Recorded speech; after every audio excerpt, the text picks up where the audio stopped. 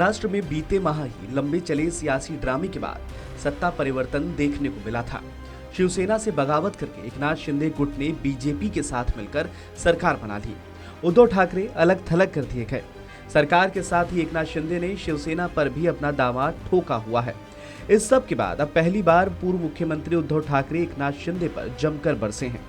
उन्होंने कहा कि सरकार चली गई, मुख्यमंत्री पद चला गया, अफसोस नहीं, लेकिन मेरे अपने ही लोगों ने धोखा दिया, इसका अफसोस है। मेरे ऑपरेशन के बाद मैं अस्वस्थ था, उसी दौरान ये सब कुछ हो रहा था। दरअसल शिवसेना के मुखपत्र सामना को उद्धव ठाकरे ने एक इंटरव्यू दिया है। इसमें उन्होंने कहा है कि यह रहस्य ज्यादा पेचीदा नहीं है, आप भी जानते हैं, मेरी माँ और शिवसेना प्रमुख बाला साहब ठाकरे से मिला ये रसायन है। माँ कहें तो शांतता, सौम्यता, संयम और सहजता। बाला साहब कहें तो वर्णन करने की आवश्यकता ही नहीं है। बाला साहब क्या थे यह महाराष्ट्र ही नहीं बल्कि पूरा देश जानता है। थोड़ा बहुत वह रसायन आया है मुझमें। मुझे याद है पिछले वर्ष जब मेरा साक्षात्कार लिया था तब कोरोना का कहर जारी था। उस कोरोना में जो कुछ किया जाना संभव था वह राज्य के मुख्यमंत्री के तौर और अभिमान के साथ कहूंगा कि राज्य के कुटुंब प्रमुख होने के नाते मैंने किया। उस समय लॉकडाउन था, मंदिर बंद थे, त्योहारों पर पाबंदी थी, लेकिन इस वर्ष पहली बार हमने पंढरपुर की वारी में कोई भी दिक्कत नहीं आने दी और हर्षोल्लास के साथ उसे संपन्न कराया। यानी फिर से एक बार उत्सव त्योहारों की शुरुआत हो गई है। अब दही हांडी आएगी, गणपति आएंगे, नवरात्रि आएगी, दिवाली आएगी, फिर एक बार हमारे जीवन में उत्सव, उत्साह और आनंद की शुरुआत हो गई है। बीच के दिनों में जैसे किसी ने एक पॉज बटन ही दबा दिया था। आप सभी के सहयोग से हम कोरोना से और उसके संकट से बाहर निकल आए हैं, मुझे आनंद है। उद्धव ठाकरे ने अपने साक्षात्कार की शुरुआत में कहा कि एक तूफान आने का आभास हो रहा है।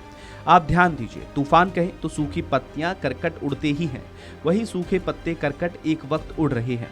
इस सूखे पत्ते करकट एक बार जमीन पर आ जाएं तो असली दृश्य लोगों के सामने निश्चित ही आ जाएगा। मैं शांत, वैसे तो सच कहूं तो मुझे चिंता मेरी नहीं है, शिवसेना की तो बिल्कुल नहीं है। हाँ, थोड़ी बहुत चिंता है तो निश्चित तौर पर महाराष्ट्र के लोगों की, हिंदुओं और हिंदुत्व की। इसका कारण हिंदू द्वेषी और मराठी द्वेषी ये हमारे घर में ही हैं। मराठी लोगों की एकजुटता टूटे, हिंदुओं में फूट पड़े और मराठी मानुस हिंदुओं को एकजुट करने के लिए जो मेहनत माननीय शिवसेना प्रमुख ने जीवन भर की, उसे हमारे ही कुछ निकम्मों के हाथों तुड़वाने और फुड़वाने का प्रयास किया जा रहा है। इसकी मुझे चिंता है। इसलिए मैंने जो कहा है कि जो समय सूखी पत्ती करकटों उड़ रहे हैं उसे उड़ने दो। यहाँ से पत्ते करकट वहाँ जा रहे हैं, जो पत्ते झड़ने जरूरी थे वे उड़ रहे हैं। मूलतः मेरी वर्षा पर जाने की इच्छा थी क्या? इसका उत्तर सभी को पता है।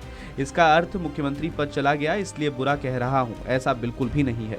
वह एक वैभव था। मुख्यमंत्री पद का और वर्षा का मैं बिल्कुल भी अनादर नहीं करूंगा। वह एक अलग ही वैभवशाली वास्तु है। महाराष्ट्र के मुख्यमंत्री का पद यह एक वैभवशाली पद है, जिम्मेदारी का पद है। उसका पूरा सम्मान करते हुए कहता हूं, मैंने कभी भी व्यक्तिगत सपने नहीं देखे। उस वक्त जो घटा वह आज के लोगों को, जिन्हें हम विश्वासघाती कहेंगे, उन्हें वह सब पता है कि कैसे पीठ पर वार किया गया और किन परिस्थितियों में हमें महाविकास अघाड़ी को जन्म देना पड़ा, क्योंकि उन्हें शिवसेना को खत्म करना है। जो शिवसेना के साथ तय हुआ था, ढाई वर्ष का मुख्यमंत्री पद, वही तो आपने अब किया है। और यह यदि उस समय किया होता तो कम से कम 5 वर्षों में भारतीय जनता पार्टी को एक बार तो 2.5 वर्षों का मुख्यमंत्री पद मिला होता। यह जो कुछ अभी स्वांग रच रहे हैं, ढोंग कर रहे हैं कि हमने शिवसेना को मुख्यमंत्री पद दिया, वो करना नहीं पड़ता। और अब वे कह रहे हैं कि हमारी शिवसेना यह शिवसेना नहीं है। यह सब तोड़फोड़ करने के बाद भी उन्हें समाधान नहीं हो रहा है, क्योंकि उन्हें शिवसेना को खत्म करना है। इस बड़े साक्षात्कार में उन्होंने और भी तमाम बातें कही हैं और अंत में कहा कि आखिर जनता ही सार्वभौम है। और आपने देखा होगा कि जनता के मन के विपरीत कोई निर्णय गया तो जनता थमती नहीं है, वह सड़कों पर उतरती है। फिलहाल के लिए इस खबर में इतना ही। अपडेट्स के लिए बने रहिए वन इंडिया हिंदी के साथ।